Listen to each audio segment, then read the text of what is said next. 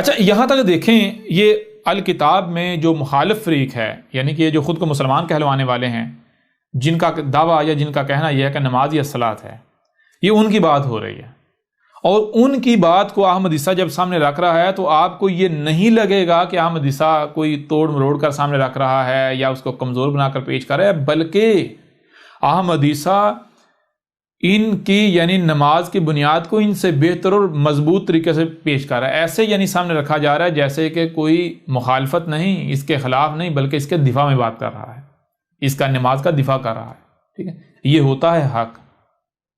ٹھیک ہے، یہ اب بتاؤ احمد عیسیٰ دجل کر رہا ہے، فریب کر رہا ہے، فراڈ کر رہا ہے، دھوکہ دے رہا ہے؟ احمد عیسیٰ تو جو مخالف فریق ہے اس کی بات کو بھی، اس کے نقطہ نظر کو بھی اس سے بڑھ کر بہتر طریقے سے سامنے رکھ رہا ہے، گویا کہ اس کا دفاع کر رہا ہے۔ بہرحال آگے بڑھیں۔ اب اگر پہلی بنیادی دلیل ہی غلط ثابت ہو جاتی ہے، اگر پہلی بنیادی دلیل ہی غلط ثابت ہو جاتی ہے، باطل ثابت ہو جاتی ہے، تو دوسری دلیل خود بخود بے بنیاد و باطل ثابت ہو جائے گی، کیونکہ دوسری دلیل کی بنیاد بھی احادیث کے نام پر روایات ہیں۔ اس لیے اگر احادیث کے نام پر روایات کی کوئی اہمیت و حیثیت نہ رہے، وہ اللہ کی بجائے غیر اللہ کی طرف سے ثابت ہو جائیں، تو پھر نماز کے دونوں بنیادی دلائل کا خاتمہ ہو جائے گا۔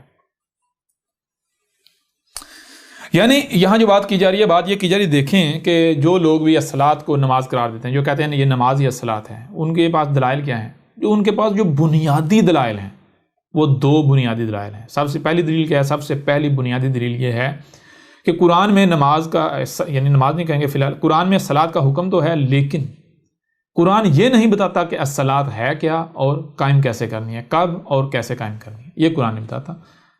یعنی قرآن میں صرف الصلاۃ کا حکم ہے، حکم تو ہے، اس کے علاوہ باقی کچھ نہیں ہے۔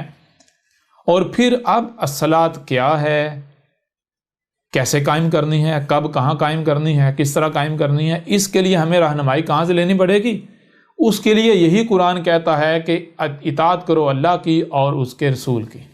تو کہتے ہیں جی اللہ کی اطاعت تو ہو گئی، قرآن میں اللہ نے حکم دے دیا صلاۃ قائم کرو، یہ تو ہوگی اللہ کی اطاعت۔ اب رسول کی اطاعت کرنی ہے، تو رسول کی اطاعت کیسے ہوگی کہ الصلاۃ کیا ہے اور کیسے قائم کرنی ہے، کب اور کہاں قائم کرنی ہے، کتنی قائم کرنی ہے، کس طرح قائم کرنی ہے، یہ اب ہمیں رسول سے پتہ چلے گا، اب رسول کی بات ماننی پڑے گی۔ اب پھر کہتے ہیں یہ رسول تو ہمیں موجود نہیں ہے، اب رسول کی اطاعت کیسے کی جائے؟ ہاں اس کے لیے پھر کیا جناب، اس کے لیے روایات، جنہیں حدیث کا نام دیا تھا، احادیث سے جو یعنی روایات ہیں، روایات سے پھر سنت رسول کو اخذ کیا جائے گا، روایات کے ذریعے رسول کی اطاعت کی جائے گی۔ لہٰذا پھر کیا کیا جائے گا، روایات سے الصلاۃ کو جانا جائے گا، الصلاۃ کیا ہے اور پھر وہ کیسے قائم کرنی ہے، اس کے بعد پھر اسے ویسے ہی کیا جائے گا۔ ٹھیک ہے، لہٰذا اب اگر جو پہلی ان کی دلیل ہے وہی غلط ثابت ہو جاتی ہے، اس کے پرخچے اڑ جاتے ہیں، اس کو جڑ سے اکھاڑ دیا جاتا ہے کہ قرآن میں الصلاۃ کا حکم تو ہے، تفصیل نہیں ہے، یعنی اگر قرآن سے الصلاۃ کی تفصیل مل جاتی ہے، مکمل تفصیل مل جاتی ہے، تو پھر نماز بے بنیاد و باطل ثابت ہو جاتی ہے یا نہیں؟ ان کی یہ جو دونوں، ان کے جو نماز کے حق میں دونوں بنیادی دلائل ہیں، ان کے پرخچے اڑ جاتے ہیں یا نہیں اڑ جاتے؟ آپ کے سامنے ہے بھائی، کیوں یہ تمام کے تمام جو ملاٹے ہیں جو نماز کو صلاۃ قرار دے رہے ہیں، کیوں نماز کو صلاۃ قرار دے رہے ہیں؟ سب سے پہلی جو بنیادی دلیل ہے، ان کی جو بنیاد ہے، بنیاد یہ ہے، ان کا کہنا یہ ہے کہ بھائی قرآن میں الصلاۃ کا حکم تو ہے، قرآن یہ نہیں بتاتا کہ الصلاۃ ہے کیا، یعنی الصلاۃ کی تفصیلات نہیں بتاتا، الصلاۃ کے بارے میں مزید کوئی رہنمائی نہیں کرتا، اس پر قرآن خاموش ہے۔ ٹھیک ہے جی، اس لیے ہمیں بامر مجبوری روایات سے، جنہیں حدیث کا نام دیا جاتا ہے، ان سے رہنمائی لینا پڑے گی، تو وہ پھر جب ہم ان سے رہنمائی لیں گے تو وہ بتاتی ہیں جناب الصلاۃ نماز ہے۔ اب اگر کوئی ان کی اس بات کو غلط ثابت کر دیتا ہے، اگر کوئی یہ ثابت کر دیتا ہے کہ یہ جو تم کہہ رہے ہو قرآن میں نماز الصلاۃ کا ذکر تو ہے اور قرآن کسی تفصیل سے خالی ہے، یہ بات بالکل بے بنیاد اور جھوٹی ہے، باطل ہے، غلط ہے، اور وہ نہ صرف یہ کہتا ہے بلکہ اسے ثابت بھی کرتا ہے، مطلب یہ کہ وہ قرآن سے، حاضل قرآن سے اس حاضل قرآن سے الصلاۃ کیا ہے اس کی تفصیلات کھول کھول کر سامنے رکھ دیتا ہے، وہ ثابت کر دیتا ہے کہ قرآن میں الصلاۃ کے اوپر مکمل تفصیلات موجود ہیں، تو پھر یہ جتنے بھی نماز کو صلاۃ قرار دینے والے ہیں ان کے پاس کوئی بنیاد، کوئی دلیل، کچھ نہیں رہتا، ان کے پاس یہاں تک کہ کوئی عذر اور کوئی بہانہ بھی نہیں رہتا کہ پھر الصلاۃ کا یہ کفر کریں جسے قرآن سے واضح کیا جائے۔ ٹھیک ہے جی، تو آپ دیکھیں اب احمد عیسیٰ کیا کرے گا۔ احمد عیسیٰ ان کے پرخچے اڑا کے رکھ دے گا۔ احمد عیسیٰ سب سے پہلی بات کہ ان کی اس بات کو بے بنیاد و باطل ثابت کرے گا جو یہ کہتے ہیں کہ اس قرآن میں الصلاۃ کا ذکر تو ہے لیکن الصلاۃ کی تفصیلات نہیں ہیں۔ ان کی اس بات کو احمد عیسیٰ جھوٹا ثابت کرے گا، اور احمد عیسیٰ ثابت کرے گا کہ یہ لوگ مکار ہیں، جھوٹے ہیں، یہ فاسق ہیں، یہ وہ ہیں جو قرآن کو بدلنے والے ہیں، یہ وہ ہیں جو کچھ سامنے لاتے ہیں اور کچھ چھپا دیتے ہیں۔ ٹھیک ہے نا؟ کیوں؟ کیونکہ اگر یہ ایسا نہ کریں تو ان کے پیٹ نہیں بھریں گے، ان کی دکانداریاں نہیں چلیں گی، ان کے روزی کے اڈے بند ہو جائیں گے، یہ لوگوں کا مال کیسے کھائیں گے، لوگوں کے اموال کیسے لوٹیں گے، جبے کبے کیسے پہنیں گے، اتنے بڑے جو پیٹ پھلائے ہوئے ہیں، اگر ان کا چہرہ ڈانپ دیا جائے تو ایسا لگتا ہے جیسے حاملہ عورت ہے، ابھی ڈلیوری ہونے والی ہے، ان کی یہ حالتیں کیسے بنیں گی، پھر تو یہ سب کچھ نہیں نہ ہوگا، پھر تو پیٹ ہی نہیں نکلیں گے۔ حالانکہ آج سے 14 صدی قبل محمد نے کہا تھا جان لو بڑے پیٹ والا مومن ہو ہی نہیں سکتا، مومن ہو اور اس کا پیٹ نکلا ہے سوال ہی پیدا نہیں ہوتا۔ اور یہ بہت گہری بات ہے، یہ وہی سمجھ سکتا ہے جو مومن ہے، کیونکہ مومن کو پتہ ہے اس کے لیے کھانے کو اس دنیا میں کچھ نہیں بچا ہے، کھانا ہے تو کیا کھانا ہے۔ مومن کا مطلب ہے وہ شخص جو اگر ایک رائی برابر حرکت بھی کرتا ہے، اف بھی کرتا ہے، تو وہ ویسے ہی کرتا ہے جیسے اس کے رب نے اسے کہا ہے، رب کی ہدایات کے مطابق۔ یعنی کوئی بھی عمل کرتا ہے تو سب سے پہلے اس کے بارے میں مکمل جانتا ہے، مکمل علم حاصل کرتا ہے کہ کیا یہ میرے رب کا حکم ہے، اگر میرے رب کا حکم ہے تو پھر یہ کیسے کرنا ہے میں رب سے پوچھوں، بالکل اس طرح کروں گا جیسے رب چاہے گا، جیسے رب نے کہا، جیسے رب کا حکم ہے، اس کے بعد یہ مر گیا۔ اس طرح مومن اگر کھانا ہے تو سب سے پہلے مومن یہ جانے گا کہ میں نے کھانا کیا ہے، میرے مالک نے، میرے خالق نے میرے لیے کیا کھانا الاؤ کیا، حلال الاؤ اجازت دی کیا کھانے کی۔ تو جب وہ اس کے پیچھے یعنی کہ اس کے بارے میں علم حاصل کرے گا، جانے گا، تو پتہ چلے گا میرا رب طیب اور طیب سے ہو کرتا ہے، طیب کی طرف کھینچتا ہے، طیب کو اپنے ساتھ جوڑتا ہے، تو میرے رب نے طیب کھانے کی اجازت دی ہے، طیب کہا ہے وہ کھانا ہے۔ تو جب مومن طیب کے پیچھے پڑے گا، طیب کو جانے گا طیب کیا ہے، طیب کے پیچھے پڑے گا، پتہ چلے گا بھائی طیب تو کچھ ہے ہی نہیں، کھانے کو تو کچھ ہے ہی نہیں، اور جو آپ ظاہری بات زندہ تو رہنا ہے، کیونکہ جس مقصد کی دنیا میں لایا گیا اس مقصد کو پورا کرنے کے لیے زندہ رہنا لازم ہے۔ لہٰذا مومن کا مقصد کھانے کے لیے زندہ رہنا نہیں ہوگا، بلکہ مومن کا مقصد بن جائے گا زندہ رہنے کے لیے کھانا، اور زندہ اس نے رہنا اپنے مقصد کو پورا کرنے کے لیے۔ تو اس لیے مومن جو ہے وہ جو طیب ہوگا، جو کہ انتہائی کم ہوگا، اسی کا استعمال کرے گا، وہی کھائے گا اور اتنا کھائے گا جتنی ضرورت ہے۔ جب یہ ایسا مومن کرے گا تو ظاہر بات پیٹ کہاں بڑھے گا، سوال ہی پتہ نہیں ہوتا، پیٹ بھرے سوال ہی پتہ نہیں ہوتا۔ بہرحال یہ الگ موضوع اس کے اوپر جو ہے وہ بعد میں آئیں گے، لیکن یہاں جو بات ہے، یہاں بات جو ہم کر رہے ہیں وہ یہ کہ اگر قرآن سے جو یعنی کہ یہ جو کہتے ہیں کہ قرآن میں صلاۃ کا حکم تو ہے، اس کی تفصیلات نہیں ہیں، اس وجہ سے ہم جو ہے روایات سے ہم نے صلاۃ کی رہنمائی ہم لیتے ہیں، تو اگر ان کی یہ بات بے بنیاد و باطل ثابت ہو جاتی ہے، جھوٹی ثابت ہوتی ہے، غلط ثابت ہو جاتی ہے، تو پھر ان کے پاس کسی قسم کا کوئی عذر نہیں رہتا، پھر دنیا کی کوئی طاقت جو نماز ہے اسے صلاۃ نہیں کہہ سکتی، اگر وہ کہتا ہے تو پھر وہ مجرم ہوگا۔ تو ان کو جو ہے ہم بے بنیاد و غلط ثابت کریں گے۔ تو اب تھوڑا بڑھتے ہیں آگے دیکھیں کیا لکھا ہے، پھر اس کے بعد مزید ڈیٹیلز کے ساتھ جو ہے بات ہوگی۔ آپ نے جان لیا کہ یہ دو بنیادی اور مضبوط ترین دلائل ہیں جن کی بنیاد پر نہ صرف نماز کو ہی آج تک الصلاۃ قرار دیا جاتا رہا اور قرار دیا جا رہا ہے، بلکہ انہی دلائل کی وجہ سے کبھی کسی نے سوچنے یا غور و فکر کرنے کی زحمت ہی محسوس نہیں کی، اور ہر کوئی آنکھیں بند کر کے نماز کو ہی الصلاۃ سمجھ کر رہا ہے، اور وہ سمجھتا ہے کہ وہ بہت بڑا مومن و مسلم ہے۔ جس بنیاد پر نماز کو الصلاۃ قرار دیا جاتا ہے، اب اگر ان دلائل کو غلط و باطل ثابت کر دیا جاتا ہے، بے بنیاد ثابت کر دیا جاتا ہے، یعنی ان دلائل کی اپنی ہی کوئی بنیاد نہ رہے، انہیں بے بنیاد و باطل ثابت کر دیا جائے، تو پھر ظاہر ہے نماز کا تو وجود ہی ختم ہو جاتا ہے، نماز کا کوئی وجود رہتا ہی نہیں۔ اور اگر یہ دلائل واقعتاً دلائل ثابت ہو جاتے ہیں تو پھر بلا شک و شبہ نماز ہی الصلاۃ تھی اور ہے۔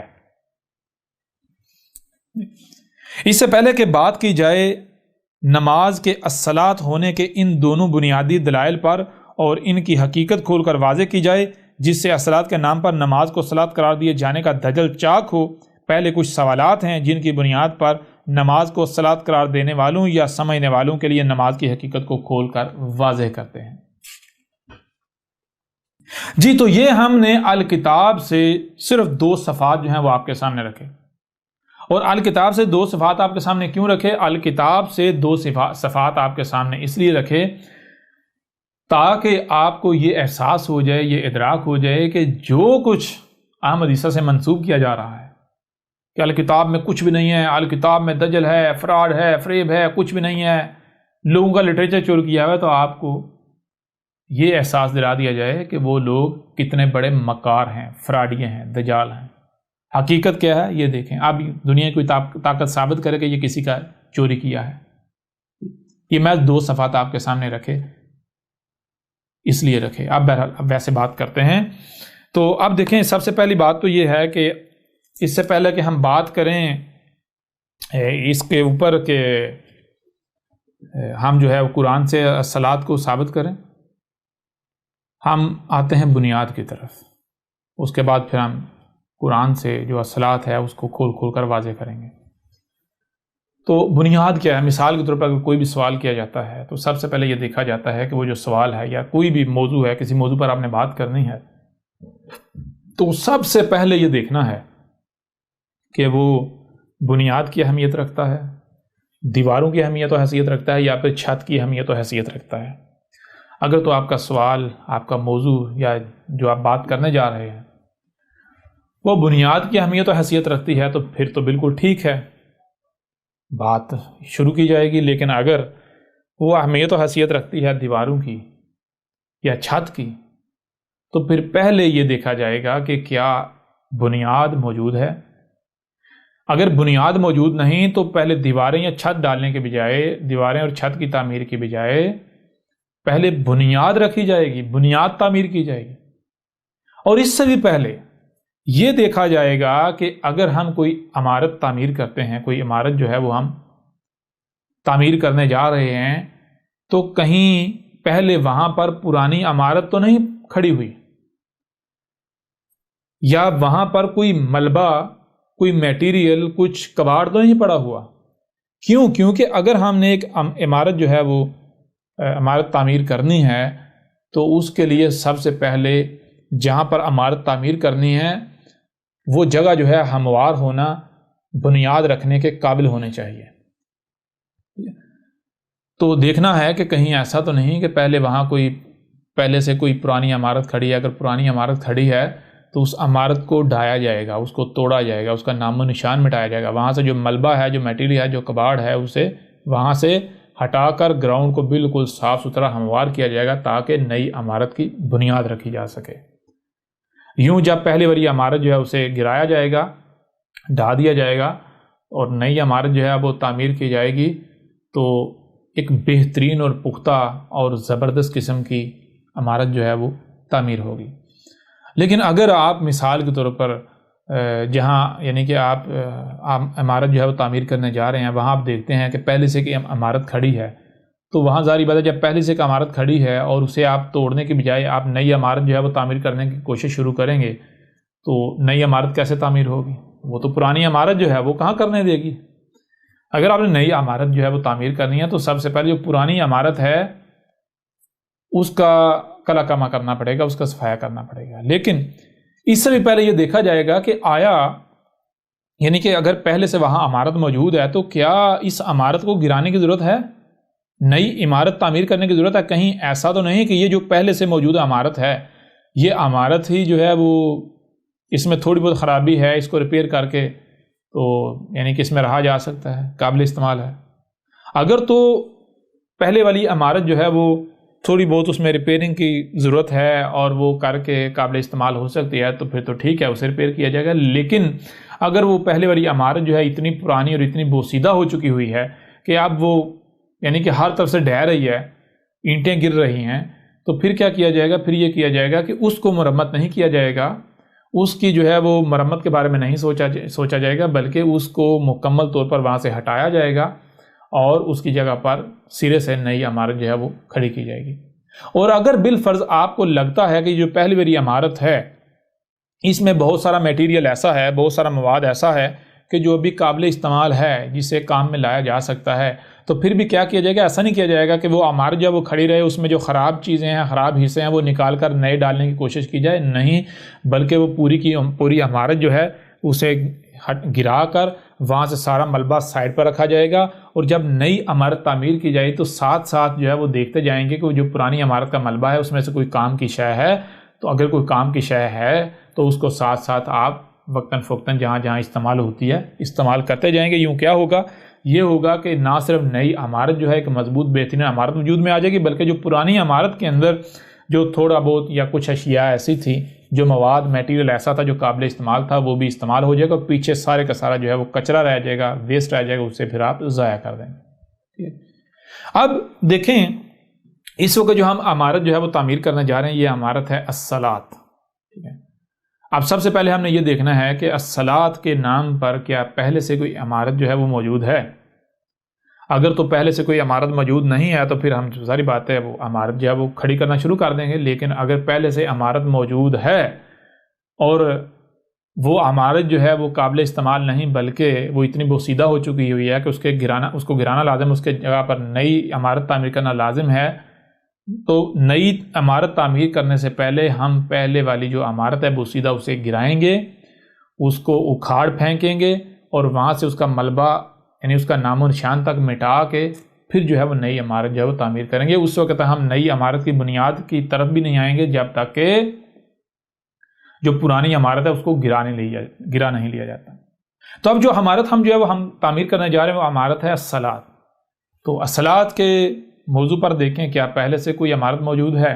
تو ہر کوئی جانتا ہے جناب، نماز نماز نماز نماز نماز، یعنی الصلاۃ کے نام پر نماز کی نامی جو ہے وہ ایک عمارت جو ہے وہ موجود ہے۔ نماز کو الصلاۃ قرار دیا جا رہا ہے، یعنی کہ نماز ہے اس کے اوپر لیبل لگایا ہوا جناب یہ الصلاۃ ہے، یہ وہی الصلاۃ ہے جس کا ذکر قرآن میں ہے۔ لیکن حقیقت کیا؟ حقیقت یہ نہیں ہے، حقیقت اس کے بالکل برعکس ہے۔ حقیقت یہ ہے کہ یہ نماز جو ہے یہ الصلاۃ ہے ہی نہیں، لہٰذا ہم اگر زبان سے کہتے ہیں یہ نماز الصلاۃ نہیں ہے تو کوئی کون مانے گا؟ جو کر رہے ہیں ظاہری بات ہے وہ بھی کسی نہ کسی بنیاد پر ہی کر رہے ہیں، کسی نہ کسی وجہ سے کر رہے ہیں، تو اس لیے ہمارے اوپر لازم ہے کہ ہم پہلے ان کی اس عمارت جو ہے پرانی والی عمارت کو اس کو گرائیں، وہاں سے ہٹائیں۔ کیسے؟ دلائل سے ان کی عمارت جو ہے، یعنی ان اوزاروں سے، ان ہتھیاروں سے اس عمارت کو گرائیں جن ہتھیاروں سے، جن اوزاروں سے وہ عمارت گر سکتی ہے، اور وہ عمارت گرائی جائے گی دلائل سے، وہ عمارت جو گرائی جائے گی دلائل کی بنیاد سے، ٹھیک ہے جی۔ تو اب آئیں، سب سے پہلا سوال ہم وہ جو آپ کی نماز ہے اس کے اوپر اٹھاتے ہیں، یعنی ہم وہ جو عمارت ہے نماز نامی اس کو ہم نے اب گرانا ہے، ختم کرنا ہے، کلعدم کرنا ہے، اس کا نام و نشان مٹانا ہے۔ اس کے لیے سب سے پہلا جو سوال اس عمارت کے اوپر اٹھتا ہے، اگر آپ کہتے ہیں یہی الصلاۃ ہے، نماز یہ الصلاۃ ہے، تو جو سب سے پہلا سوال اٹھتا ہے وہ سوال یہ ہے، غور سے سنیے گا، میں آپ کو چیلنج سے کہتا ہوں، آپ کسی بھی مولوی کے پاس چلے جائیں، کسی قسم کے ملاٹے کے پاس چلے جائیں، کسی بھی شخص کے پاس چلے جائیں جو نماز کو الصلاۃ کہتا ہے، ایک طرف جسے اذان کہتے ہیں اذان ہو رہی ہو، اور دوسری طرف آپ کے ساتھ کوئی ہندو ہو، کوئی عیسائی ہو، کوئی سکھ ہو، تو آپ کسی ملاٹے سے پوچھیں کہ مولوی صاحب، حضرت جی، شیخ صاحب، ملاٹا جی، یہ میرے ساتھ ہندو ہے، سکھ ہے، عیسائی ہے، اذان ہو گئی ہے، نماز کا ٹائم ہو گیا، کیا میں اس کو بھی نماز کے لیے لے جا سکتا ہوں، نماز پڑھنے کے لیے؟ تو آگے سے کہتے استغفر اللہ استغفر اللہ، تو کیا مسلمان ہی ہے؟ تجھے اتنا نہیں پتا کہ نماز کا حکم تو صرف مسلمان کے لیے ہے؟ یہ تو کافر ہے۔ یعنی ملاٹوں کو تو چھوڑیں، کسی بھی مسلمان سے یہ پوچھ لیں، کسی بھی ایسے شخص سے جو نماز پڑھتا ہے اسے پوچھ لیں، بھائی نماز کا حکم کس کے لیے ہے؟ نماز کا حکم کس کے لیے ہے؟ نماز کا حکم کس کے لیے ہے؟ تو ہر مسلمان یہ کہے گا کہ نماز کا حکم مسلمان کے لیے ہے، نماز کا حکم صرف اور صرف مسلمان کے لیے ہے، نماز کا حکم صرف اور صرف مسلمان کے لیے ہے۔ اب ذرا غور کیجئے گا، یہ بات آپ کو نسل در نسل سکھائی گئی، بتائی گئی، کہی گئی، اور آپ بھی یہی کہہ رہے ہیں۔ اب اگر یہ نماز ہی الصلاۃ ہے تو قرآن میں بھی یہی ہونا چاہیے کہ جان لو الصلاۃ کا حکم صرف اور صرف کن کے لیے ہے؟ مسلمانوں کے لیے ہے۔ الصلاۃ کا حکم صرف اور صرف مسلمان کے لیے ہے، یہ ہونا چاہیے قرآن میں۔ اب میں آپ سے سوال کرتا ہوں، ذرا غور کریں، کیا جو فرعون اور آل فرعون تھے، فرعون کو جو آل فرعون تھے، وہ فرعون جو ہلاک ہوا تھا، کیا وہ مسلمان تھے؟ آل فرعون مسلمان تھے؟ فرعون کی افواج مسلمان تھیں؟ اور پیچھے چلیں گے، پیچھے سے پیچھے، قوم نوح مسلمان تھی؟ قوم عاد تھی جن کی طرف ہود کو بھیجا گیا؟ قوم سمود جن کی طرف صالح کو بھیجا گیا، کیا قوم سمود مسلمان تھی؟ مسلمان قوم تھی؟ کیا قوم ابراہیم مسلمان قوم تھی؟ قوم مدین جن کی طرف شعیب کو بھیجا گیا، قوم شعیب مسلمان قوم تھی؟ کیا قوم لوط مسلمان تھے؟ آل فرعون مسلمان تھے؟ اب کسی بھی مولوی سے پوچھ لیں، کسی بھی مسلمان سے پوچھ لیں کیا وہ قوم مسلمان تھی، تو ہر مولوی یہ کہے گا بھائی قرآن میں لکھا ہے وہ قومیں تو کافر تھی، مشرک تھی، رسولوں کا کفر و کذب کرنے والی تھی، اللہ کو ان کے اوپر غضب بڑھکا، اللہ نے ان کو ہلاک کر دیا۔ تو مومن کو، مسلم کو اللہ ہلاک تو نہیں کرتا؟ یعنی یہ خود مانتے ہیں کہ وہ آل فرعون ہوں یا گزشتہ جتنی ہلاک شدہ اقوام ہیں وہ کافر تھیں، وہ مسلمان نہیں تھیں، اور دوسری طرف کہتے ہیں جی نماز کا حکم کن کے لیے ہے؟ صرف مسلمان کے لیے۔ آپ اس قرآن کو اٹھا کر دیکھیں، قرآن کہہ رہا ہے ہم نے وہ جو گزشتہ ہلاک شدہ اقوام ہیں انہیں، وہ جو آل فرعون تھے، آل فرعون کو، نہ صرف آل فرعون کو بلکہ ان سے پہلے بھی جتنی اقوام ہلاک ہوئی، ہم نے ان اقوام کو صرف یہی کہا تھا کہ الصلاۃ قائم کرو، انہوں نے الصلاۃ قائم نہ کی جس وجہ سے وہ ہلاک ہو گئے۔ آپ کہتے ہیں الصلاۃ یعنی کہ نماز جو ہے الصلاۃ ہے، اور نماز کا حکم جو ہے کسی صرف مسلمان کو دیا جا سکتا ہے، کسی کافر کو نہیں دیا جا سکتا۔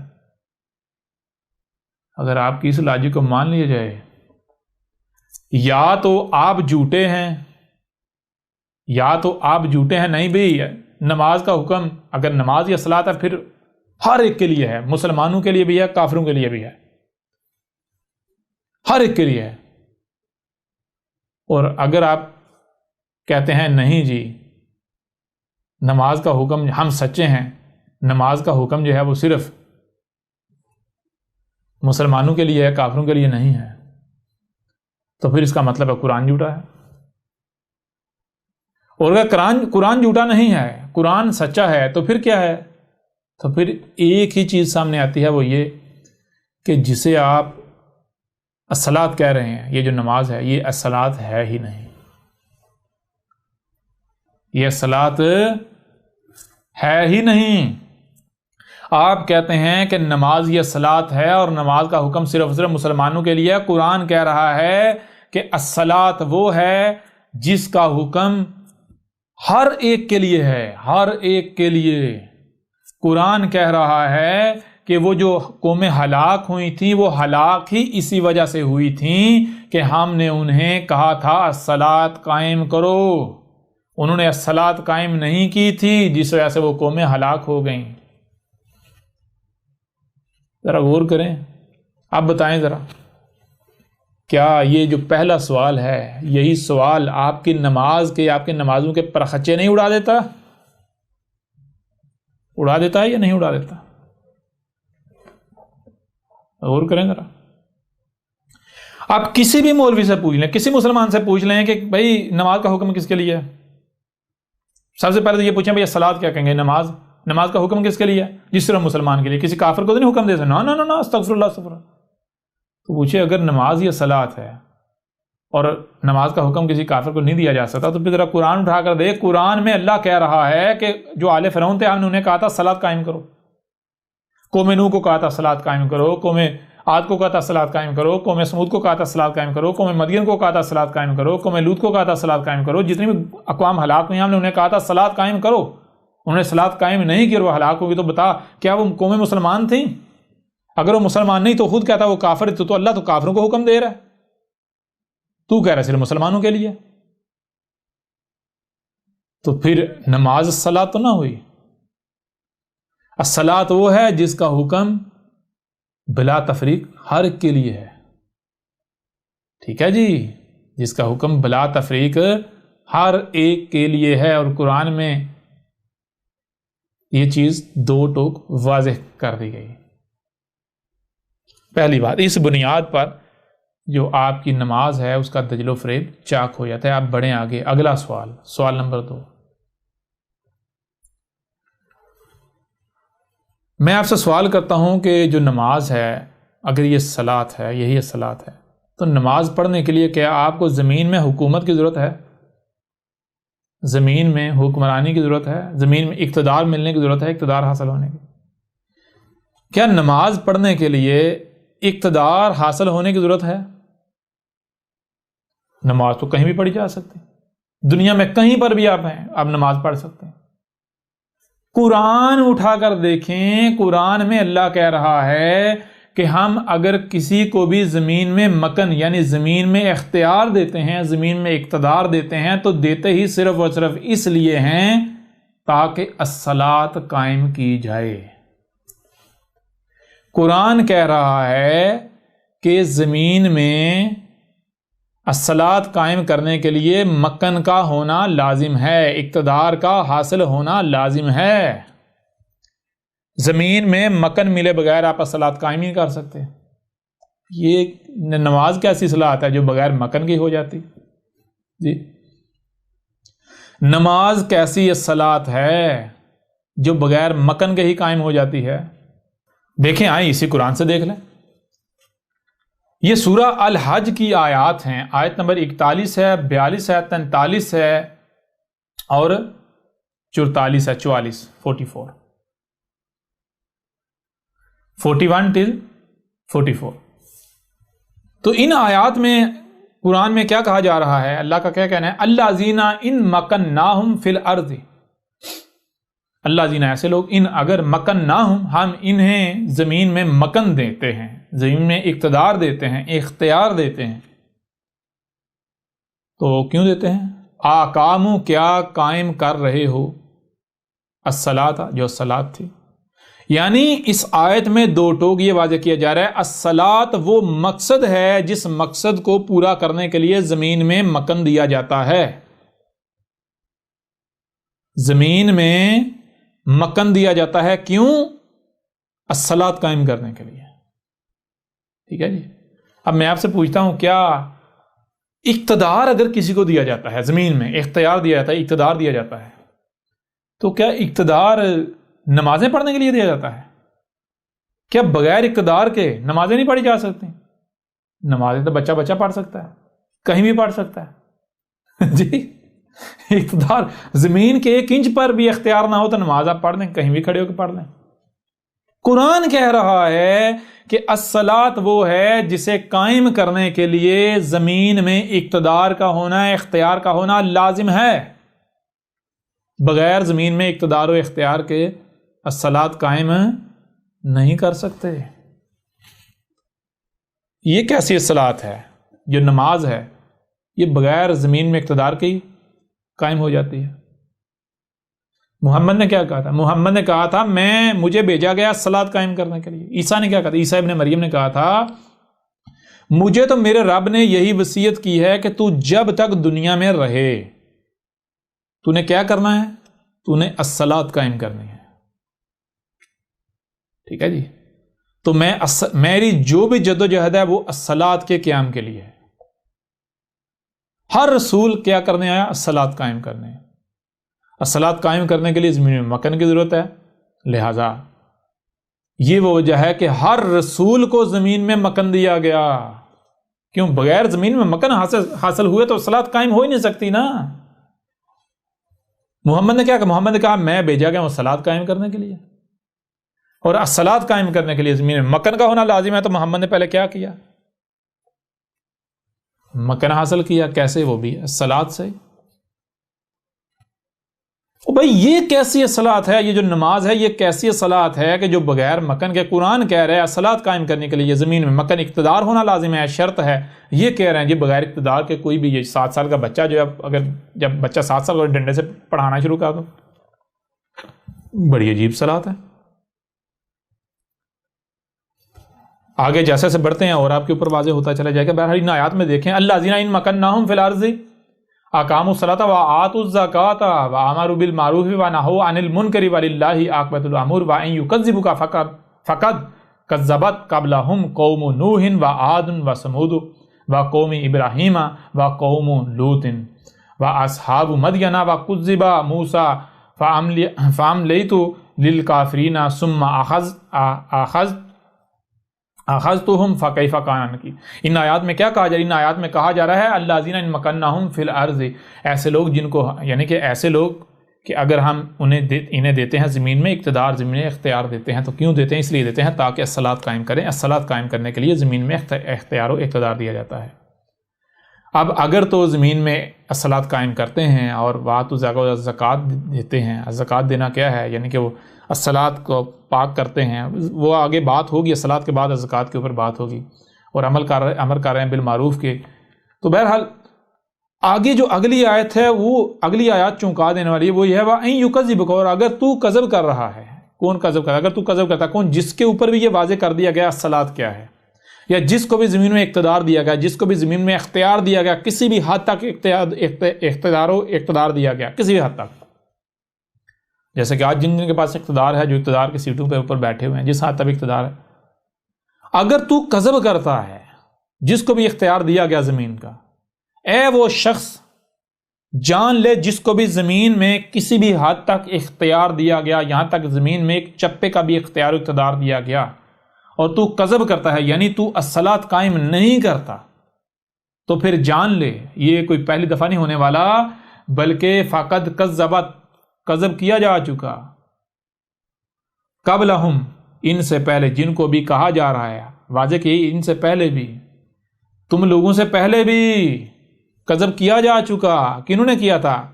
قوم نوح، جو نوح تھے ان کی جو قوم تھی، جو عاد تھے ان کی قوم تھی، ابراہیم کی قوم، جو لوط تھے ان کی قوم، اصحاب مدین، اور جو آل فرعون تھے، ان کو بھی ہم نے یہی کہا تھا کہ ہم نے تمہیں زمین میں مکن دیا ہے، زمین میں اقتدار دیا ہے، اختیار دیا، لہٰذا صلاۃ قائم کرو. تو انہوں نے صلاۃ قائم نہیں کی تھی، انہوں نے کذب کر دیا تھا، انہوں نے ہماری اس بات کو نہیں مانا تھا. نتیجہ کیا نکلا تھا؟ نتیجہ یہ نکلا تھا کہ وہ ہلاک ہو گئے. کس کے سبب؟ الصلاۃ قائم کرنے کے سبب. ٹھیک ہے جی، الصلاۃ قائم نہ کرنے کے سبب وہ ہلاک ہو گئے. اب یہاں دیکھیں، غور کرنے والی بات ہے. سب سے پہلی بات یہ ہے، سب سے پہلی بات جو یہ دوسرا ہمارا سوال تھا، یہ کہتے ہیں جناب نماز یہ صلاۃ ہے، اور نماز جناب پڑھنے کے لیے کس شے کی ضرورت ہے؟ یہ کہتا ہے نماز پڑھنے کے لیے کسی شے کی ضرورت، صرف وضو کرو، نماز کے لیے کہیں بھی کھڑے ہو جاؤ، کہیں بھی ہو جاتی، کہیں بھی. قرآن کیا کہہ رہا ہے؟ قرآن کہہ رہا ہے الصلاۃ کا حکم تو قرآن ان کو دے رہا ہے جن کو زمین میں مکن دیا گیا، جن کو زمین میں اقتدار و اختیار دیا گیا. یہ ملاٹے، یہ مسلماٹے کیا کہتے ہیں؟ مسلماٹے کہتے ہیں، مسلمان پلس ان کے ملاٹے مسلماٹے کہتے ہیں کہ بھائی نماز کا حکم تو جیسے بچہ 7 سال کا ہو جائے ڈنڈے کے ساتھ اس کو نمازیں پڑھاؤ. قرآن کہہ رہا ہے کہ الصلاۃ کا حکم تو اس کے لیے ہے جس کو زمین میں اقتدار دیا جاتا ہے. بڑی عجیب بات ہے، یہ تو بالکل متضاد چیزیں ہیں، متضاد چیزیں ہیں. اب بتائیں ذرا، کیا نماز قرآن میں بیان کردہ صلاۃ پر پورا اتر رہی ہے؟ اب آپ کو پتہ، ساتھ ساتھ یہ بھی پتہ چلتا جائے گا کہ قرآن میں صلاۃ کا تفصیل کے ساتھ ذکر ہے. جیسے آگے بڑھیں گے ایک ایک چیز سامنے آئے گی، ان کو قذاب ثابت کریں گے ہم ہر لحاظ سے. یہ مسلمانوں کو، ان کو فراڈی ثابت کریں گے، دجال مکار ثابت کریں گے. اچھا، ایک تو یہ. دوسری بات یعنی کہ قرآن کہہ رہا ہے الصلاۃ قائم کرنے کے لیے زمین میں مکن ہونا شرط ہے، لازم ہے. یہ کہہ رہے ہیں جی بغیر مکن کے آپ کہیں بھی جہاں جی چاہے نماز پڑھ سکتے ہیں. قرآن کہہ رہا ہے کہ الصلاۃ کا حکم ان کے لیے ہے جن کے پاس زمین میں کسی بھی حد تک مکن ہے. جی ان مکن ناہم فی الارض، ارض میں کسی بھی حد تک، زمین میں کسی بھی حد تک جن کے پاس اختیار ہے، جس کے پاس زمین میں کسی بھی حد تک اختیار ہے، اس نے اس حد تک الصلاۃ قائم کرنی ہے. اس کو مکن دیا ہی اس لیے گیا، ٹھیک ہے، اقتدار اختیار دیا اس لیے گیا. یہ کہہ رہے ہیں کہ بھائی ایک جو 7 سال کا بچہ ہے اس کے اوپر بھی نماز جو فرض ہو جاتی ہے. بڑی عجیب بات ہے عجیب بات یا نہیں بات؟ اچھا پھر اس کے علاوہ آگے بڑھیں، تضادات دیکھتے جائیں آپ. یہ کہتے ہیں کہ جناب جیسے ہی بچہ 5-6 سال کا ہو جائے، 5-6 سال کو چھوڑیں، جیسے بچہ 7 سال کا ہو جائے، 7 سال کے بچے کو ڈنڈے کے ساتھ نماز پڑھاؤ. میں آپ سے پوچھتا ہوں 7 سال کا جو بچہ ہوتا ہے کیا اس کو صحیح اور غلط کی پہچان ہوتی ہے؟ کیا 7 سال کے بچے میں شعور ہوتا ہے، عقل ہوتی ہے؟ اس حد تک عقل ہوتی ہے کہ وہ صحیح اور غلط کی پہچان کر پائے؟ جی کیا اس حد تک شعور ہوتا ہے؟ نہیں ہوتا. یہ کہہ رہے ہیں کہ 7 سال کے بچے کے اوپر بھی نماز فرض ہو جاتی ہے اور نماز الصلاۃ ہے. قرآن کیا کہہ رہا ہے؟ قرآن کہہ رہا ہے، مثال کے طور پر آیت آپ کے سامنے رکھ لیتے ہیں، اور یہ ایک نہیں، قرآن بھرا پڑا ہے. قرآن بھرا پڑا ہے. یہ دیکھیں، یہ سورہ نساء کی آیت نمبر 43 ہے. سورہ نساء کی آیت نمبر 43 ہے، 4 نمبر سورت ہے، اور اس کی آیت ہے 43. یا ایھا الذین آمنوا لا تقربوا الصلاۃ وانتم سکارى حتى تعلموا ما تقولون ولا جنبا الا عابر السبیل. بہرحال اس طرح آگے آیت ہے، لیکن اس آیت کے شروع میں کیا ہے؟ اس آیت کے شروع میں یہ ہے یا ایھا الذین آمنوا، اے وہ جو ہماری بات کو، ہماری دعوت کو مان رہے ہو، اے وہ جو ہماری بات کو مان رہے ہو، وہ جو اللہ کی بات کو مان رہے ہیں، تو ان کو اللہ کیا کہہ رہا ہے؟ لا تقربوا الصلاۃ، تم نے کیا کرنا ہے؟ تم نے قریب بھی نہیں جانا الصلاۃ کے. کب تک؟ جب تک کہ تم حالت سکر میں ہو. جب تک کہ تم حالت سکر میں ہو اور تم یہ علم حاصل نہیں کر لیتے کہ جو تم کہہ رہے ہو وہ ہے کیا. یعنی کہ تم سے پوچھا یہ کیا کرے گا؟ جی ہم تو صلاۃ قائم کر رہے ہیں. پوچھا یہ صلاۃ ہے کیا؟ تو پتہ ہی نہیں. اس کا فائدہ کیا ہے، نقصان کیا ہے، پتہ ہی نہیں. دوسرے مقام پر کہا کہ اس وقت تک صلاۃ کے قریب نہیں جانا جب تک کہ تمہیں اطمینان حاصل نہیں ہو جاتا. جب اطمینان حاصل ہو جائے تو اس وقت تک صلاۃ کے قریب جانا. اچھا یہ آیت بڑی یعنی کہ عجیب و غریب باتیں آپ کے سامنے رکھے گی. وہ پہلی بات تو یہ ہے کہ کہا جا رہا ہے کہ الصلاۃ کے اس وقت تک قریب ہی نہیں جانا جب تک کہ آپ حالت سکر میں. سکر کسے کہتے ہیں؟ سکر کہتے ہیں ایسی حالت کہ جب آپ کا کسی شے کے بارے میں کمپلیٹ علم نہیں ہوتا. اگر یعنی کہ آپ سے کسی شے کے بارے میں سوال کر لیا جائے تو آپ کے پاس جواب نہیں ہوگا، یا آپ کنفیوژن کا شکار ہو جائیں گے، یا آپ جو ہے وہ وہاں کرنا شروع کر دیں، آپ کو سمجھ نہیں بھائی جواب کیا دینا. سکر کہتے ہیں ایسی حالت کو کہ جب کسی شے کے بارے میں آپ کے پاس، یا جو کام آپ کرنے جا رہے ہیں، جو کام آپ نے کرنا ہے اس کے بارے میں، یا جو بات آپ کرنے جا رہے ہیں، جو بات کر رہے ہیں اس کے بارے میں آپ کے پاس مکمل کمپلیٹ علم نہیں ہے. آپ کے پاس کمپلیٹ علم نہیں ہے، نامکمل علم ہے. اسے کہتے ہیں سکر. سکر نشے کو نہیں کہتے، ٹھیک ہے نا. سکر اس حالت کو کہتے ہیں. پھر یعنی کہا صرف اور صرف تب ہی الصلاۃ کے قریب جانا ہے جب تم جان لو کہ الصلاۃ ہے کیا، اسے قائم کرنا کیسے ہے، اس کے کرنے کا فائدہ کیا ہے، نہیں کریں گے تو نقصان کیا ہے. ٹھیک ہے جی. کیوں ایسا کیوں کہا؟ ایسا اس لیے کہا، پیچھے آپ نے جان لیا، بتایا کہ وہ جو قومیں ہلاک ہوئی تھیں وہ قومیں ہلاک ہی اسی وجہ سے ہوئی تھیں. ہم نے انہیں کہا تھا الصلاۃ قائم کرو، انہوں نے کذب کر دیا تھا. یہ نہیں کہا کہ انہوں نے الصلاۃ قائم نہیں کی، بلکہ کہا انہوں نے کذب کر دیا تھا. کذب کرنے کا مطلب کیا ہے؟ کذب کرنے کا مطلب یہ قرآن خود بتاتا ہے، کہتا ہے کہ وہ قومیں کہتی تھی ہم الصلاۃ قائم کر رہے ہیں، لیکن جب ان کے اوپر واضح کیا کہ عقل کہندو تم کسے الصلاۃ کہہ رہے ہو، انہوں نے کہا ہم تو اسی الصلاۃ کہہ رہے ہیں جس پر ہم نے اپنے اباء و اجداد کو پایا. تو جب رسولوں نے آ کر واضح کیا، جب رب نے واضح کیا کہ جسے تم الصلاۃ کہہ رہے ہو یہ وہ الصلاۃ نہیں ہے، جب واضح کیا صلات کیا ہے تو انہوں نے کہا نا ہم تیری نہیں مانیں گے، ہم تو اسی کو صلات کہیں گے جس پر ہم نے اپنے بڑوں کو پایا. لہٰذا جو الصلاۃ تھی اس کا انہوں نے کفر قسم کہا دیا، انہوں نے وہ نہیں قائم کی. انہوں نے الصلاۃ کے نام پر جو الصلاۃ کی ضد تھی وہ کیا، اور وہ کیا ہے وہ آگے بڑھیں گے تو واضح ہو جائے گا. بہرحال یہاں جو چیز ہے، یہاں کہا جا رہا ہے اس وقت تک الصلاۃ کے قریب نہیں جانا جب تک کہ آپ کے پاس مکمل علم نہیں آ جاتا، آپ مطمئن نہیں ہو جاتے. ٹھیک. اب میں آپ سے پوچھتا ہوں، ایک 7 سال کا بچہ کیا وہ اتنا شعور رکھتا ہے کہ وہ صحیح اور غلط کا فیصلہ کر لے، وہ یہ جان لے صلات ہے کیا؟ کیا ایک 7 سال کا بچہ الصلاۃ قائم کرنے کی صلاحیت رکھتا ہے، اہلیت رکھتا ہے؟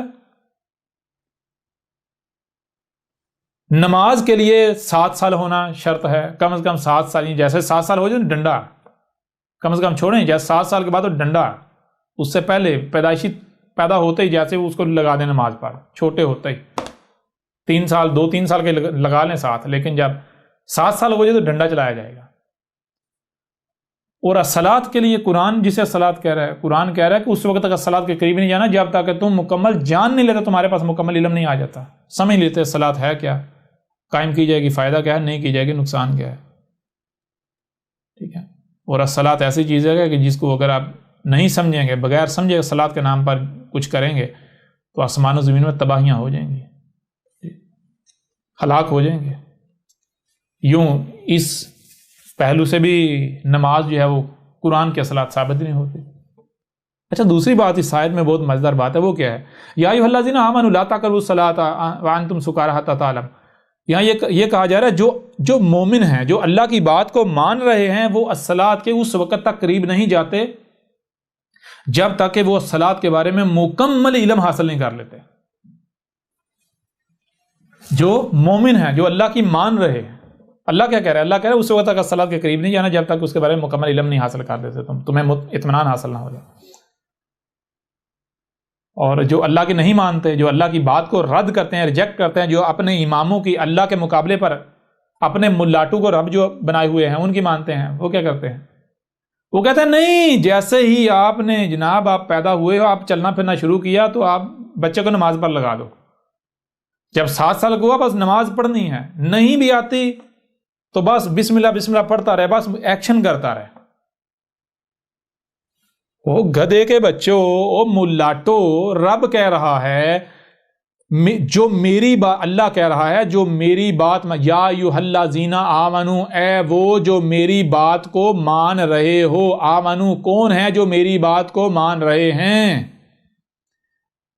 کون ہے جو میری بات کو مان رہے ہیں؟ لا تقربوا، جو نہیں قریب بھی جا رہے، الصلاۃ، جو الصلاۃ ہے اس کی، جو الصلاۃ کے قریب بھی نہیں جا رہے، وانتم سکارا، اس وقت تک جب تک وہ حالت سکر میں ہیں، وہ یہ نہیں جان لیتے کہ الصلاۃ ہے کیا، کیسے قائم کرنا ہے، کریں گے تو فائدہ کیا ہے، نہیں کریں گے تو نقصان کیا ہے. لہٰذا ظاہر بات ہے صلاۃ قائم کرنی ہے، اور کیسے کرنی ہے؟ ویسے کرنی ہے جیسے کہ قائم کرنے کا حق ہے، جس سے کوئی رائے برابر بھی خسارہ نہ ہو، نقصان نہ ہو، خرابی نہ ہو.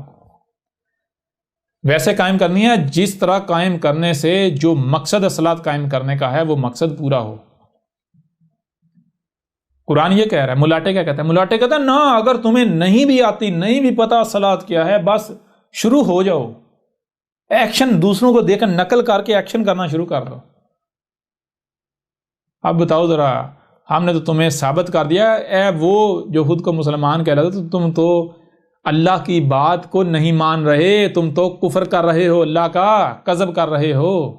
تم کہتے ہیں ہم تو قرآن کی مانتے ہیں، تم قرآن کی ماننے والے ہو. آؤ ذرا میدان میں دیکھو یہاں کا کیا کہا جا رہا ہے. لہذا الصلاۃ کے لیے لازم ہے کہ پہلے جانا جائے الصلاۃ کیا ہے. اس وقت تک الصلاۃ کے قریب نہیں جانا جب تک کہ آپ کے پاس کمپلیٹ علم نہیں آ جاتا، آپ مکمل جان لیتے کہ الصلاۃ کیا ہے. اور نماز کے لیے کوئی ضروری نہیں ہے، نماز کے لیے صرف نقل کرنے کی ضرورت ہے. آپ کو بندر بننا ہے، آپ نے نماز کے لیے صرف بندر بننے کی ضرورت ہے. قرآن کہہ رہا ہے کہ الصلاۃ کے قریب بھی نہیں جانا اس وقت جب تم حالت سکر میں ہو. یہ کہتے ہیں جناب جو ہے وہ نماز کے لیے تو آپ ضروری نہیں ہے علم ہونا، آپ بس دوسروں کو دیکھ کر دگڑ دگڑ شروع کر. نماز الصلاۃ ثابت ہوتی ہے دنیا کی کوئی طاقت ثابت کر کے دکھا دے، آ جائے ذرا میدان میں. بڑھتے جائیں، ابھی تو یہ چند سوالات ہیں، آگے بڑھتے جائیں. پھر اب آگے بڑھیں. اگلا سوال کیا ہے؟ اگلا سوال یہ ہے، دیکھیں یہ سورہ العنکبوت کی آیت نمبر 45 ہے. سورہ العنکبوت کی آیت نمبر 45 ہے، ان الصلاۃ تنہی عن الفحشاء والمنکر. ان، اس میں کوئی شک نہیں، کوئی دو رائے نہیں ہے. یا الصلاۃ، جو الصلاۃ تھی، الصلاۃ کیا کرتی ہے؟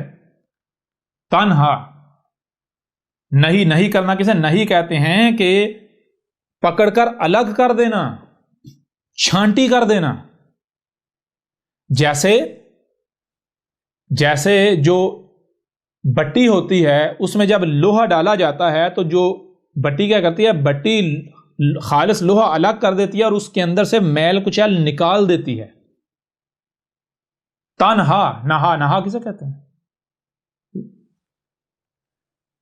تنہا آسان ترین معنی یہ ہے کہ کسی شے کے اندر اگر کوئی ملاوٹ ہے تو اس ملاوٹ کو اس کے انگ انگ سے نکال دینا، نکال کے پھینک دینا.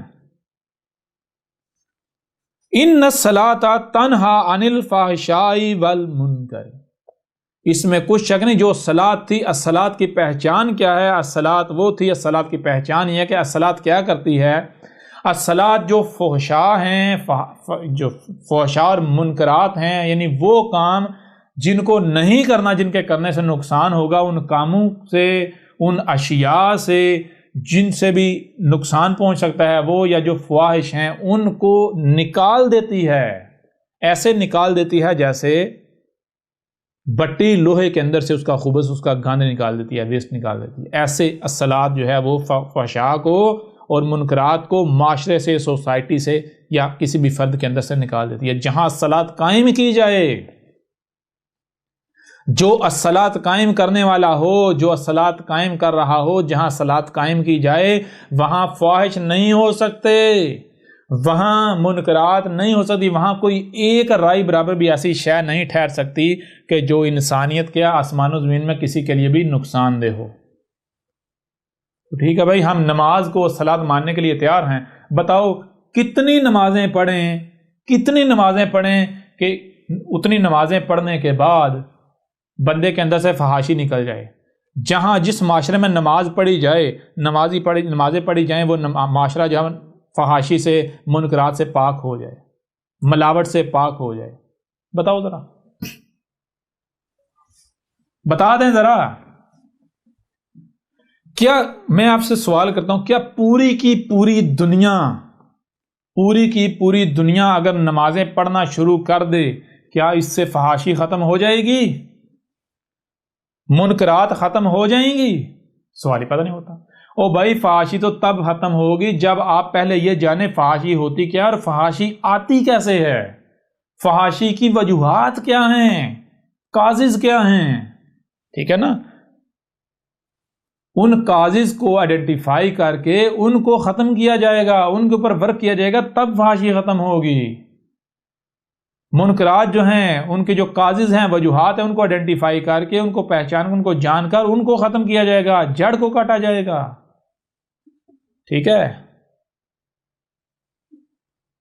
اب بتائیں ذرا، نمازیں ایسا کرتی ہیں؟ آج مجھے دنیا میں کوئی ایک نمازی ایسا دکھا دیں کہ جو نمازی بھی ہو اور ملاوٹ بھی نہ کرتا ہو، جس کے اندر فحاشی بھی نہ ہو. جی دکھا دیں. سب سے بڑے فحاش اور ملاوٹ کرنے والے تو یہ داڑھیوں والے ہیں، یہ نمازیں پڑھنے والے ہیں. ان کے پاس تو کرائم کرنے کا لائسنس ہے. یہ کہتے ہیں ہم مسلمان ہیں، ہم پہلی بات تو ہم جہنم میں جائیں گے نہیں، اور دوسرا اگر چلے گئے تو بالآخر ہمارا ٹھکانہ جنت ہے. لہذا کلمہ پڑھ لیا ہے، نمازیں پڑھو، جو چاہے کرو، ملاوٹ کرو، فحاشی کرو، بے حیائی کرو، کچھ بھی کرو، بھائی ٹھکانہ تو جنت ہے نا. ٹھیک ہے جی. تو کیا نماز فحاشی کو ختم کرتی ہے معاشرے سے؟ نماز یا نمازیں کسی بھی شخص، خاندان، گلی محلہ، معاشرہ، سوسائٹی سے، کسی خطے سے فحاشی کو، منکرات کو جو ملاوٹیں ہوتی ہیں، جو نقصان دہ اشیاء ہوتی ہیں، ان کو ایسے نکال دیتی ہے جیسے بٹی جو ہے لوہے کے اندر سے گند اس کے انگ انگ سے نکال دیتی ہے۔ اگر تو نمازیں ایسا کام کرتی ہیں تو اس میں کچھ شک نہیں، بلا شک و شبہ نماز یہ صلاۃ ہے۔ اور اگر نمازیں یہ نہیں کرتی، نماز یہ نہیں کرتی، تو جان لو وہ میں کیسے نماز کو صلاۃ مان لوں؟ کیسے مان لوں؟ بتاؤ نا ذرا۔ اس لیے بار بار کہا جا رہا ہے کہ یہ الکتاب پڑھو گے تو تمہارے رونگٹے کھڑے ہو جائیں گے، تمہارے اوپر ہر چیز واضح ہو جائے گی، پھر تمہیں پتا چلے گا دجال کون ہے، کذاب کون ہے، فراڈ کون ہے، پھر تمہیں پتا چلے گا کہ تمہارا اصل میں تمہیں نصیحت کون کر رہا ہے، تمہارا ناصح کون ہے اور تمہارے دشمن کون ہیں، پھر تمہیں پتا چلے گا مجرمین کون ہیں، ٹھیک ہے نا، پھر تمہیں پتا چلے گا کہ تم کتنے بڑے دجل کا شکار ہو، یہ ملاٹے تمہارے ساتھ کیا کھیل کھیل رہے ہیں۔ احمد عیسیٰ نے الصلاۃ کا کفر و کذب نہیں کیا، ٹھیک ہے، الصلاۃ کا کفر و کذب تو دنیا کی کوئی طاقت کر ہی نہیں سکتی، جو کرے گا وہ ہلاک ہوگا۔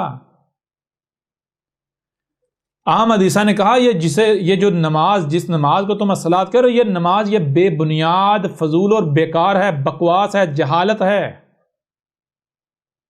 احمد عیسیٰ ڈنکے کی چوٹ پر کہتا ہے تمہاری نماز، تمہاری نمازیں احمد عیسیٰ کے جوتے کی نوک پر۔ ہاں، احمد عیسیٰ یہ ڈنکے کی چوٹ پر کہتا ہے کسی میں ہمت ہے تو آئے احمد عیسیٰ سے مقابلہ کرے، احمد عیسیٰ کو غلط ثابت کرے۔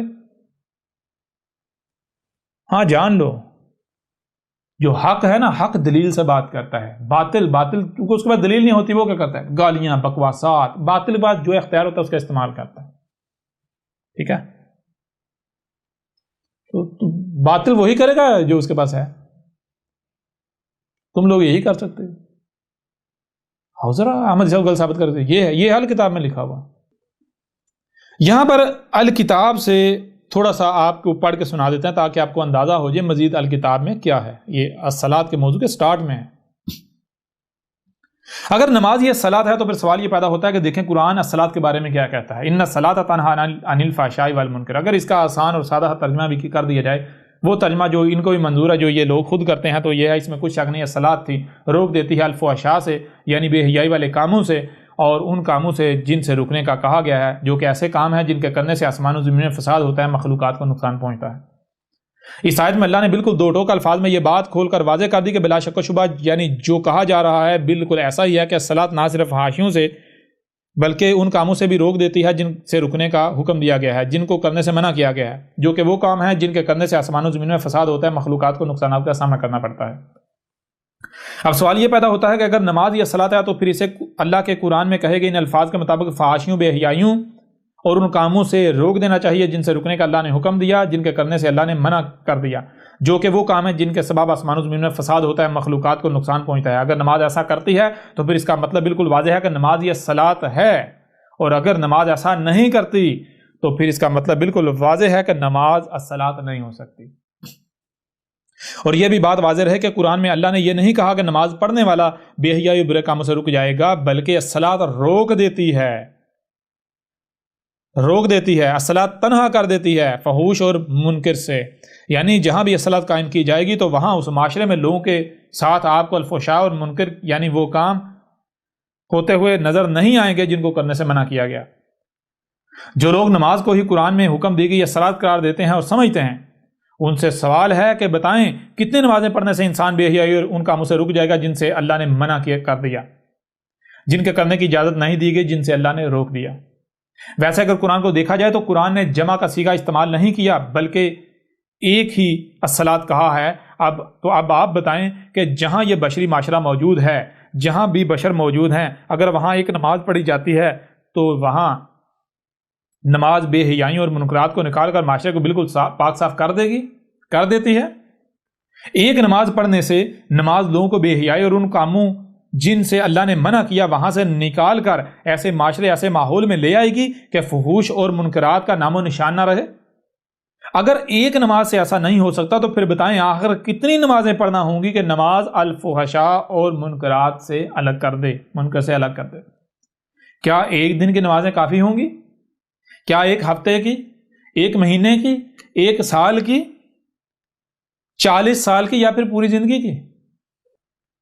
اور اگر پوری زندگی بھی نمازیں پڑھنے سے بدلاؤ نہیں آتا، انسان فحش کا فحش ہی رہتا ہے، یہاں تک کہ فحاشی بڑھتی چلی جاتی ہے، انسان وہی کام کرتا ہے جن سے اللہ نے روک دیا، اور ایسے کام جو ہے وہ بڑھتے چلے جاتے ہیں، معاشرہ بے حیائی اور منکرات سے بھرا ہی رہتا ہے، تو پھر بالکل صاف ظاہر ہے کہ آپ لوگ اپنے دعوے میں جھوٹے ہو، بالکل بے بنیاد ہو۔ جسے آپ الصلاۃ کا نام دے رہے ہو وہ الصلاۃ ہے ہی نہیں، یہاں تک کہ آپ نماز یا الصلاۃ کے نام پر الصلاۃ سے ہی غافل ہو، آپ کو علم ہی نہیں کہ الصلاۃ اصل میں ہے کیا۔ آپ جو الصلاۃ کے نام پر نماز پڑھ رہے ہیں یہ الصلاۃ ہے ہی نہیں، بلکہ یہ الصلاۃ کے نام پر دھوکہ ہے، دجل و فریب ہے، جس کا نہ تو خالق اللہ ہے اور نہ ہی کبھی بھی اللہ نے اسے پڑھنے کا حکم دیا، بلکہ یہ تمہارے مشرک آباء و اجداد کی کارستانی ہے جو انہوں نے اللہ اور اس کے رسولوں پر افترا کیا، جو کہ جرم عظیم ہے۔ اور پھر یہ اٹل حقیقت اور اصول ہے کہ آزمایا اس کو جاتا ہے جسے پہلے آزمایا نہ گیا ہو، کیا وہ جاتا ہے جو پہلے نہ کیا گیا ہو، یا پھر اس بات پر اعتراض ہو کہ جس طریقے سے کرنے کو کہا جا رہا ہے وہ طریقہ پہلے آزمایا نہیں گیا، اس طریقے پر پہلے عمل نہیں کیا گیا۔ اگر تو اس طریقے پر عمل نہیں کیا گیا، اس طریقے سے آزمایا نہیں گیا، تو پھر اسے کم از کم ایک بار آزمایا جانا لازم ہے۔ مگر آپ کی نماز تو صدیوں سے روزانہ کروڑوں کی تعداد میں لوگ پڑھ رہے ہیں، اور ہر اس طریقے سے پڑھ رہے ہیں جس طریقے سے آپ لوگ چاہتے ہو، آپ لوگ کہتے ہو۔ کوئی ایک بھی ایسا طریقہ نہیں کہ جس طریقے سے آپ لوگ کہہ سکو کہ یہ اصل طریقہ ہے، ابھی تک اس پر عمل نہیں کیا گیا۔ جب کروڑوں کی تعداد میں خود کو مسلمان کہلوانے والے ہر طریقے سے نمازیں پڑھ رہے ہیں، تو کیا آج تک دنیا میں کوئی بدلاؤ آیا؟ کیا آج تک بشری معاشروں سے الفحشاء والمنکر الگ ہو کر معاشرے تمام تر خامیوں اور نقائص سے پاک ہو گئے؟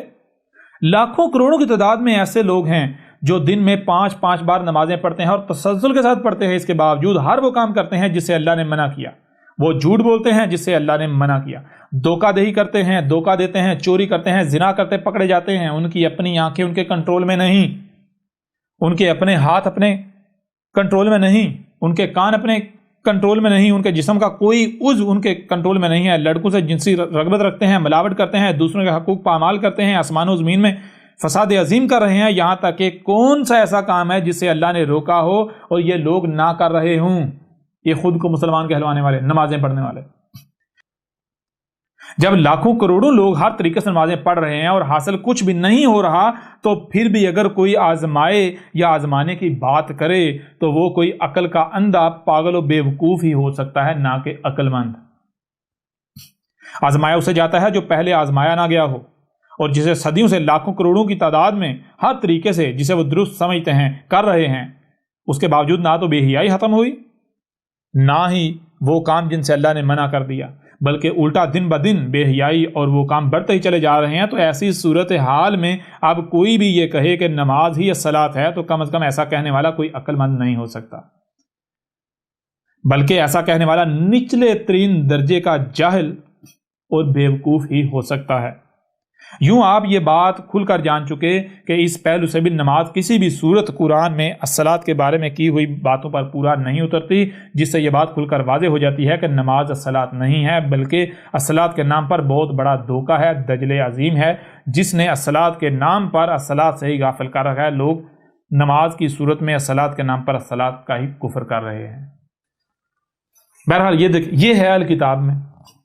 اب اس لحاظ سے بھی آپ کے اوپر یعنی یہ بات کھل کر واضح ہو جاتی ہے کہ نماز تو الصلاۃ ثابت ہی نہیں ہوتی۔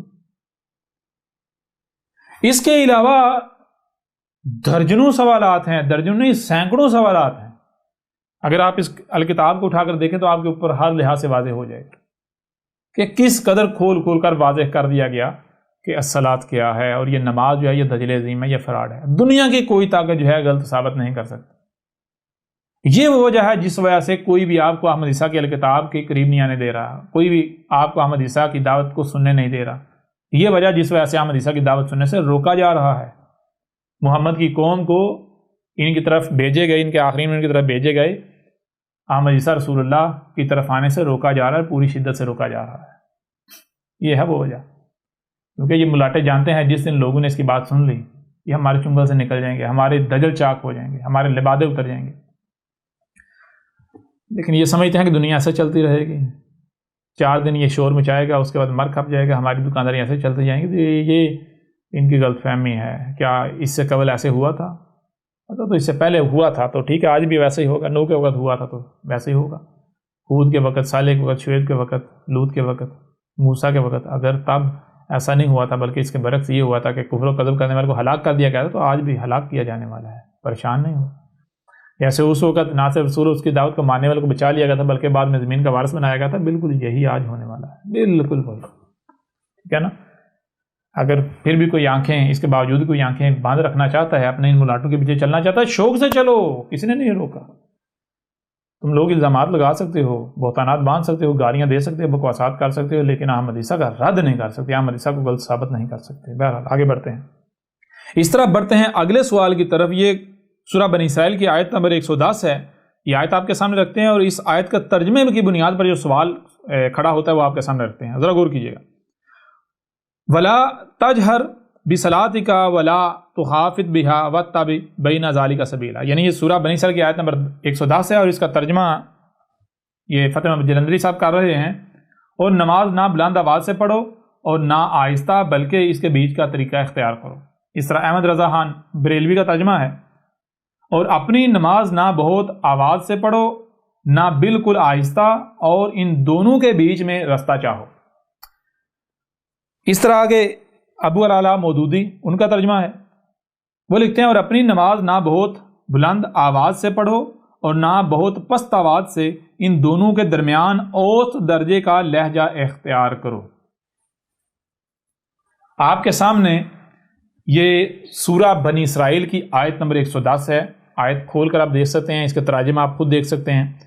اس آیت کے تراجم میں لکھا ہوا ہے جی اللہ کہہ رہا ہے کہ یہ جو نماز، جب تم نماز پڑھتے ہو تو نہ ہی تم بہت زیادہ اونچی آواز میں پڑھو نہ ہی بالکل نیچی پست آواز میں پڑھو، بلکہ درمیان کا رستہ اختیار کرو، نہ ہی زیادہ اونچی آواز نہ ہی بالکل سلو آواز میں، ٹھیک ہے، بلکہ درمیان کا رستہ اختیار کرو۔ انہی کے ترجمے کے مطابق یہ دیکھیں یہ منکر قرآن ثابت ہو جاتے ہیں۔ اگر ان کا ترجمے کو قرآن مان لیا جائے تو یہ دیکھیں، ایک طرف یہ کہہ رہے ہیں کہ قرآن کہہ رہا ہے، یعنی قرآن کہہ رہا ہے نماز نہ ہی بلند آواز سے نہ ہی نیچی آواز سے بلکہ درمیان کا رستہ اختیار کرو۔ تو یہ مسلماٹے کیا کرتے ہیں، ان سے پوچھو بھائی کتنی نمازیں پڑھتے ہو، تو کہتے ہیں 5۔ کیسے پڑھتے ہو، بلند آواز سے، نیچی سے، یا درمیانہ رستہ اختیار کرتے ہو؟ تو کہتے ہیں بھائی 3 تو ہم پڑھتے ہیں بلند آواز سے اور 2 پڑھتے ہیں بالکل آہستہ آواز سے۔ یعنی قرآن کہہ رہا ہے بلند آواز سے نہ پڑھو، یہ بلند آواز سے پڑھ رہے ہیں۔ قرآن کہہ رہا ہے بالکل آہستہ آواز سے نہ پڑھو، یہ بالکل آہستہ آواز سے پڑھ رہے ہیں۔ قرآن کہہ رہا ہے درمیان کا رستہ اختیار کرو، یہ وہ رستہ اختیار ان کر رہے ہیں۔ یعنی جس سے قرآن منع کر رہا ہے وہ کر رہے ہیں، اور جو قرآن کرنے کا کہہ رہا ہے یہ وہ نہیں کر رہے، ہے نا عجیب بات؟ اے نمازیں پڑھنے والو، ذرا غور تو کرو، یہ کیا ہے، یہ کیا ہے جی؟ قرآن کہہ رہا ہے کہ یہ جو نمازیں تم پڑھتے ہو نہ ہی زیادہ بلند آواز میں نہ زیادہ نیچی آواز میں، باقاعدہ درمیان کے، تمہارے تراجم کے مطابق، یہ ہم یہ نہیں کہہ رہے اللہ کہہ رہا، رب کہہ رہا نا، تمہارے اپنے ہی تراجم کے مطابق، تمہارے اپنے دعوے کے مطابق قرآن کہہ رہا ہے اللہ کا حکم یہ ہے کہ جناب نہ بلند آواز نہ بالکل پست آواز، درمیان کی آواز میں نمازیں پڑھو۔ اور تمہارے بابے کہتے ہیں، تمہارے اباؤ اجداد کہتے ہیں نہ بھائی نہ ہی، یعنی کہ درمیان کا رستہ اختیار نہیں کرنا، بلند آواز میں پڑھو، کچھ بلند میں پڑھو اور کچھ آہستہ میں پڑھو، درمیان کا رستہ اختیار نہیں کرنا۔ جو قرآن کہہ رہا ہے وہ بات نہیں ماننی، اس کے بالکل برعکس چلنا ہے۔ آپ بتاؤ ذرا، تم تو اپنے ہی تراجم کے مطابق منکر قرآن ثابت ہو جاتے ہو، وہ تمہارے تو اپنے تراجم کے مطابق تمہاری نمازیں، تمہاری نمازوں کا طریقہ وہ قرآن کے خلاف ثابت ہو جاتا ہے۔ اب کیا کرو گے، اب کہاں جاؤ گے جی؟ اتنا بڑا سوالیہ نشان اٹھا کے کھڑا کر دیا تمہاری نمازوں کے اوپر احمد عیسیٰ نے، پرخچے اڑا کے رکھ دیا۔ یوں تو تم اپنے تراجم کے مطابق اللہ کے منکر ہو گئے، اللہ کے حکم کا انکار کر رہے ہو جی، اللہ کی اطاعت و اتباع کرنے کے بجائے اللہ کا کفر و قذف کر رہے ہو، نافرمانی کر رہے ہو، کر رہے یا نہیں کر رہے؟ اپنی خواہشات کی تباہ کر رہے ہو. ایک طرف تمہارے بابے ہیں، تمہارے بڑے ہیں، تمہارے ملاٹے ہیں، وہ کہتے ہیں جی نماز کا یہ طریقہ ہے. دوسری طرف تمہارے اپنے تراجم کے مطابق تم خود اون کر رہے ہو جی جناب ترجمے میں اللہ یہ کہہ رہا ہے، اللہ چلو مان لیا اللہ یہ طریقہ بتا رہا ہے، تم کس کا مان رہے ہو؟ کس کے اوپر ترجیح دے رہا ہے؟ جسے تم اللہ کی حکم اللہ کی بات کہہ رہے ہو اسے ترجیح دے رہے ہو، یا پھر اپنے بابوں ملاٹوں بڑوں کی بات جو ہے طریقے کو اس کو ترجیح دے رہے ہو؟ ذرا خود تو غور کرو. کیا کرو گے؟ کہاں جاؤ گے؟ جی یہ دھوکہ کسے دے رہے ہو؟ یہ دھوکہ خود اپنے آپ دے رہے ہو. تمہیں پتہ ہی نہیں ہے صلاۃ ہے کیا، پتہ ہی نہیں. اور تم یہ خود مانتے ہو ہمیں نہیں پتہ صلاۃ کیا ہے. تم خود مانتے ہو، تم کہتے ہو ہم تو اسی کو صلاۃ کہتے ہیں جس پر ہم نے اپنے آباء و اجداد کو، کیونکہ ہمارے بڑوں نے ہمارے آباء و اجداد نے اسے صلاۃ کہا اس لیے ہم اسے ہی مان رہے ہیں. تمہیں تو خود نہیں پتا، کسی کو نہیں پتا صلاۃ کیا ہے. یہ تو احمد عیسیٰ کھول کے باتیں کر رہا ہے. یوں اس بنیاد پر یہ اب دیکھ لیں. پھر اس طرح مثال کے طور پر مزید آگے بڑھتے ہیں.